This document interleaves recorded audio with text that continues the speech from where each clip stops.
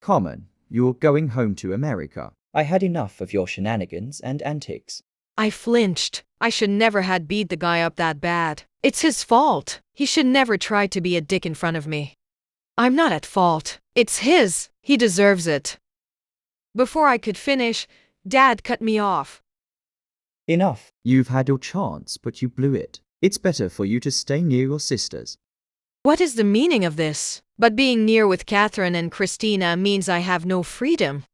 No, Dad, I beg you, please let me stay. I screamed, but my father ignored me. No exception. I've been too lenient already. I feel a nudge on my rib. I slowly raised my head and saw my sisters' smiling faces. Wake up. I'm so glad that it is just a dream. It explained why my sisters are here. I can't believe I had that dream again. My sisters are so different than I am. They're beautiful, talented, a genius even, and I'm just the black sheep of the family. Of course, everyone would look at them and wonder how did those two turn out to be so perfect. There is no doubt that my sister is beautiful with their golden hair and perfectly proportioned features and appearances, while mine is simply under care. Get ready. We will wait for you. I nodded and walked to my room. I look at myself in the mirror, thinking of the sort of things that I've done to myself. I know that I am beautiful, but I feel like I'm still lacking when compared to my sisters. I got into the showers, cleaned myself, and put on my clothes consist of dark colors. What are you wearing? Why do my sisters have to be so judgmental? It's just clothes. Enough. We're going to be late. It doesn't matter what she wears, Kath. Christina said before she slammed the car door. It seems like she is in a bad mood. I was about to enter the car when I noticed my car parked beside my sister's. I wonder if they allow me to drive to school myself. Hey sis, is it all right for me to drive myself to school? I know it's been a while, but I miss driving my car. Do you have your license with you? I nodded. It's official. I am scared of Christina, but of course I didn't show my fear in front of her.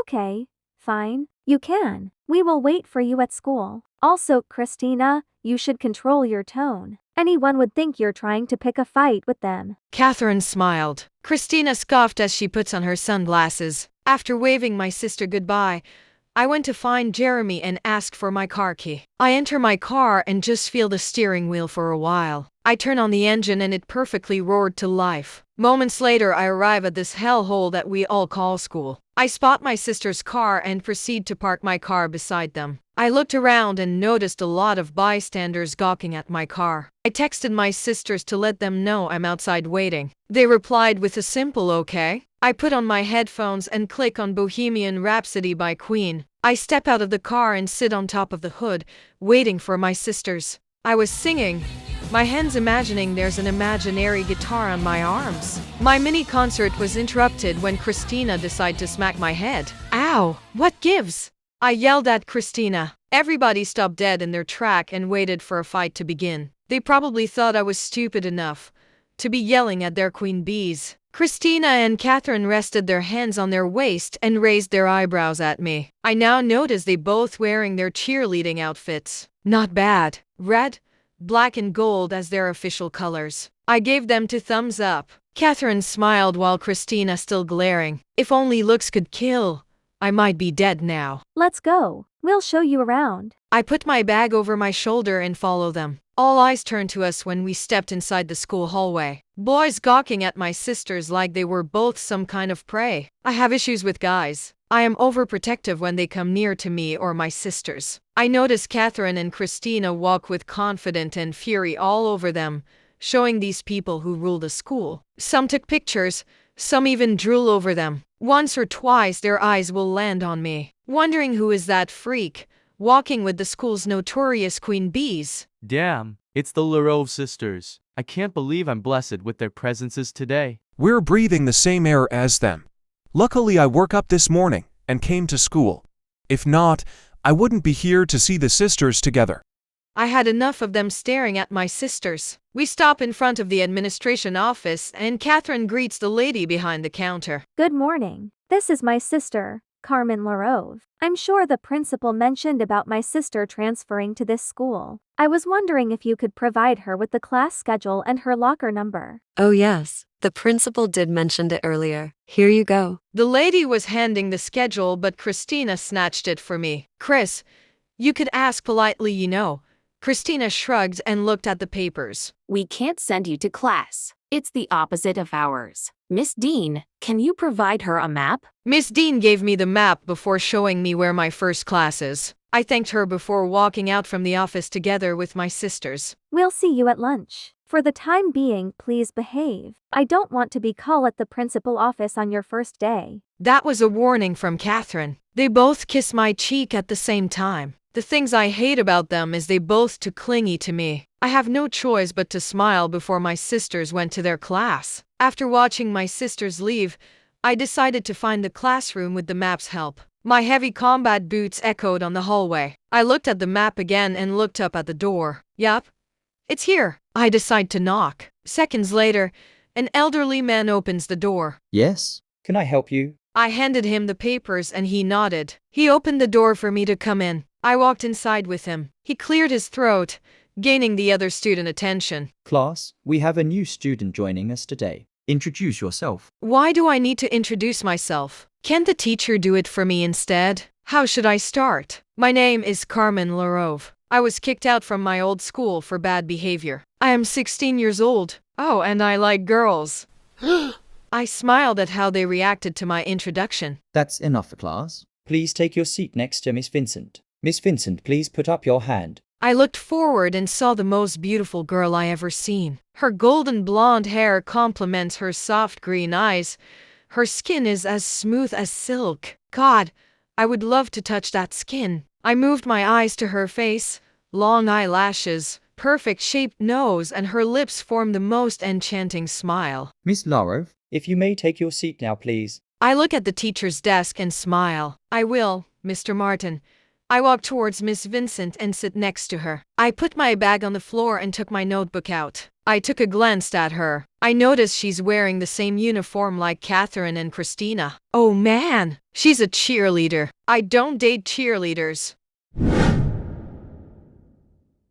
I'm tired. I looked at the time and it's 7 in the morning. I need to get up for school. Yesterday at work was horrible. I had to endure the horniest man on earth as my boss and the stupidest boy in the history of fuck boys as my colleague. I need the money. I need them to support my family. My dad's job alone can't support us all. With my mom's medical bill, I need more income. My younger sisters need to go to school. They need proper education. They need to be successful. After my mother was diagnosed with kidney problem, she needs to do a dialysis treatment thrice a week. She said she doesn't need it, but my dad and I insist. She needs the treatment or she will suffer even more. I don't want my mother to suffer. To help my father, I worked in a local coffee shop. Working there has been hell for me. The boss keeps on looking at me with wrong intention. Sometimes he just accidentally touches my ass. He said if I tell anyone, he will fire me. I just took a deep breath and let it go. After dwelling in my thoughts,